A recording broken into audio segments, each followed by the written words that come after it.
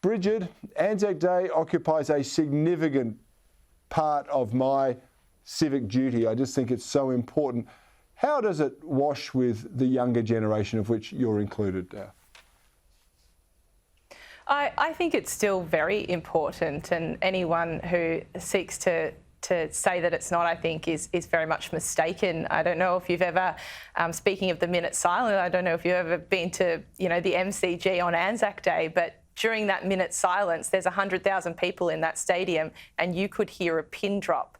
Now, I once took my brother-in-law to that game, who is not from Australia, and he was just in complete awe that there was no shouting, there was no one making a mockery, there was no one utilising that silence to draw attention to themselves. And he said, even in England, you could not have a minute silence like that at a football game of that size. And I just thought that that was such a credit to Australians and particularly young Australians who go to the football. But it's important, obviously, to not take that for granted and always make sure that those traditions and all the things that you've just spoken about earlier with, the last post and the ode to the fallen and, the meaning of the poppy are very much still in the academic curriculum, so that we never take that for granted. Yeah, I only wish they were more in the academic curriculum. People should go to the Australian War Memorial website, I've got to tell you, where I learnt a lot about Anzac Day and where that information was taken today. It's just incredible.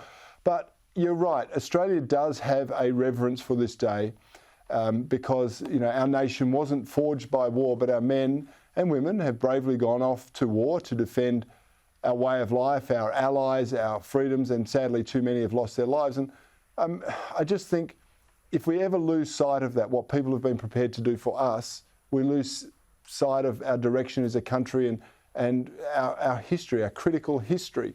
So the lefties, the politicians that say Anzac Day is, not as relevant today, I think are sadly wide of the mark, aren't they? Well, it's, I don't even like talking about Anzac Day and the sacrifices made in a historical context, because those sacrifices are still being made. There are Vietnam vets who fought for this nation who are still suffering the consequences of their sacrifices, as are their families. There are veterans from, our participation in wars in the Middle East who them and their families are still, reaping, what's happened there for them. And I don't think it's at all something that we consider just historical. It's very current, and we need to talk about it as if it is current as well, because I think it does a disservice to the people who are enlisting now, as much as, we're not going off to hopefully fight a great war anytime soon, I would hope. They are signing their names across the dotted line that if that did occur, then they're willing to make that ultimate sacrifice. So in my view, it is very, very much a current thing, and we need to remember that when we talk about the history of it as well. That's a fantastic point, and which takes me to a political thing that did happen in this past week, which is the announcement of a Royal Commission into veteran suicides. And it's a much broader thing about how we exit people from the Australian Defence Forces, the military, how we deal with those who are troubled by their service there, and how we can reintegrate them into society. Is there anything more that we should be doing, or do you have any specific ideas about what more we should be doing to ease the load for those veterans who are reintegrating into civil society?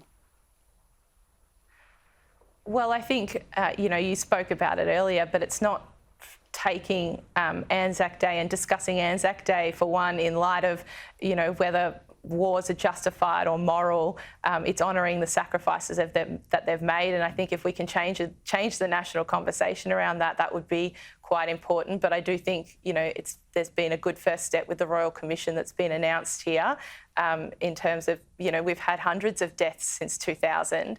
And, you hear a lot about deaths in custody of Indigenous Australians, and that's awful too. But I think we have to talk about all the deaths that are happening, as part that Australians are undergoing, and it's really important, that Royal Commission that's been called. Yeah, Brigid Meney, that's an excellent point. Thank you for being part of the conversation on Bernardi tonight. I really do appreciate it.